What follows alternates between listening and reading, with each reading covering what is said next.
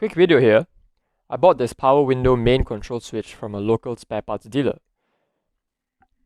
This is a 14-pin variant. The buttons include the central locking for the doors, 4 individual power windows, also the lock and unlock button for the passenger windows. This lock and unlock switch is not working currently, hence I am replacing the whole module. First, get a screwdriver and pry the front side, then move to the back. Eventually, you can remove the whole assembly. This might take a few tries, but you can do it.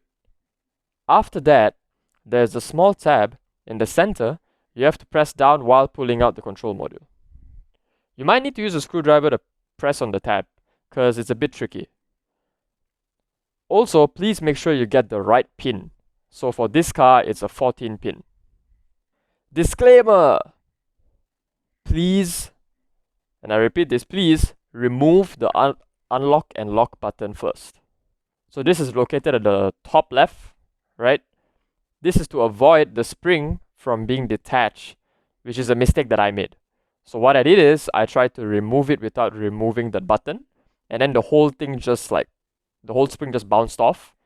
So that made it very difficult for me to clean the insides.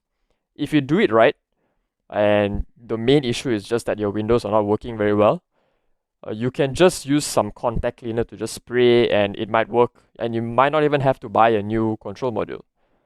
So for my instance, I made a mistake. I didn't remove this button before I removed the trim. Hence, I had to buy one whole new control module because I basically screwed it up. So there are 3 screws that need to be removed. Once done, there might be a few clips on the sides. Again, use the screwdriver, push the hole, and then remove the clips. I accidentally broke one in the process, so yeah, don't be me. So this is the new control switch. Now we just reverse the process and we're good to go. So this assembly does not have the clip connections for the trim. Hence, we will just proceed with the 3 screws to hold it in. Now, we connect the pin again. Then we test out the buttons. Check if they all work. Do they work smoothly? So the central locking does work, as you can see. The power window buttons work as well. Also the locking mechanism.